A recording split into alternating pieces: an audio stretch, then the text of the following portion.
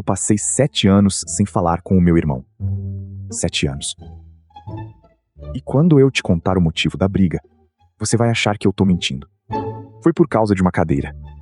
Uma cadeira de plástico, dessas de churrasco, em um almoço de domingo. E essa cadeira custou 7 anos da minha vida com a única pessoa que dividiu o quarto comigo a infância inteira.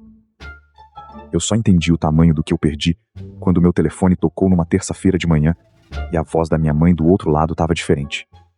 Mas deixa eu voltar pro começo, porque essa história ainda dói.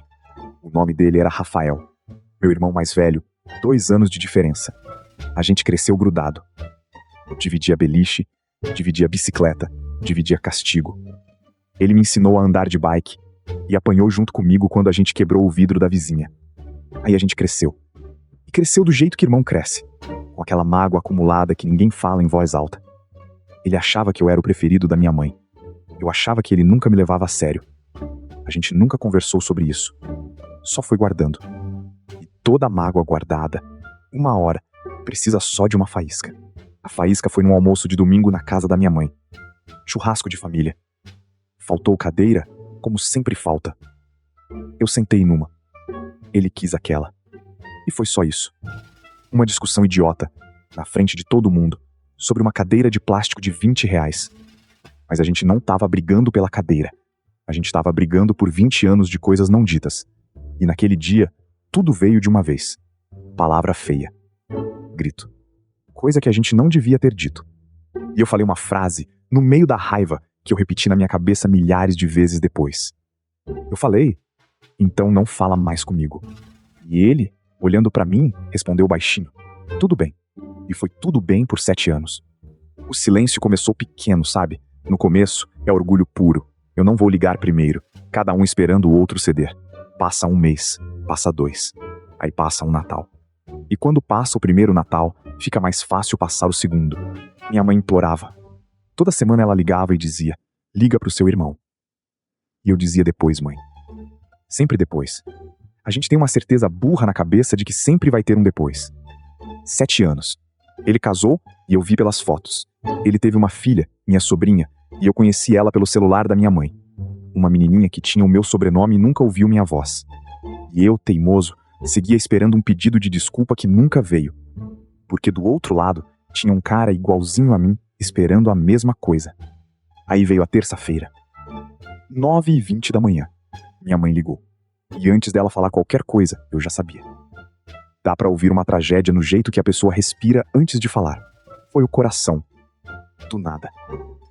39 anos. Ele nem chegou no hospital. Eu sentei no chão da cozinha com o telefone na mão. E a primeira coisa que veio na minha cabeça não foi a briga, não foi quem estava certo. Foi uma pergunta só, martelando. Eu nunca disse pra ele que eu amava ele. Nem uma vez na vida adulta. 7 anos calado por causa de uma cadeira. E agora eu tinha uma eternidade de silêncio pra encarar. No velório, a mulher dele veio até mim. Eu tava com vergonha, achando que ela ia me odiar. Mas ela me abraçou e colocou uma coisa na minha mão. Era o celular dele. E na tela, aberta, tinha uma mensagem que ele tinha escrito pra mim. Salva nos rascunhos. Nunca enviada. A mensagem dizia, e aí, mano? Já deu, né? Isso tá idiota. A Bia tá grande. Queria muito que você conhecesse. Me liga qualquer dia desses. Te amo, seu chato. A data da mensagem era de 2 anos antes. Ele escreveu e não teve coragem de mandar. Igual eu, que pensei 1000 vezes e nunca liguei. A gente perdeu 7 anos por orgulho. E ele morreu com um te amo preso na garganta, escrito num rascunho, esperando um dia que nunca chegou. Hoje eu sou tio da Bia. Eu levo ela no parque. Ela tem o sorriso dele, e às vezes eu preciso virar o rosto pra ela não ver eu chorar. E se tem uma coisa que eu aprendi, que eu preciso que você ouça, é essa. Orgulho não é força. Orgulho é medo de parecer fraco. E o preço dele é sempre mais alto do que a gente imagina. Se você tem alguém com quem você não fala por causa de uma briga, que se for honesto, você nem lembra direito o motivo, liga hoje. Manda a mensagem hoje. Engole o orgulho hoje. Porque a pessoa não vai estar lá pra sempre esperando você ter coragem. Me conta nos comentários. Tem alguém pra quem você precisa ligar?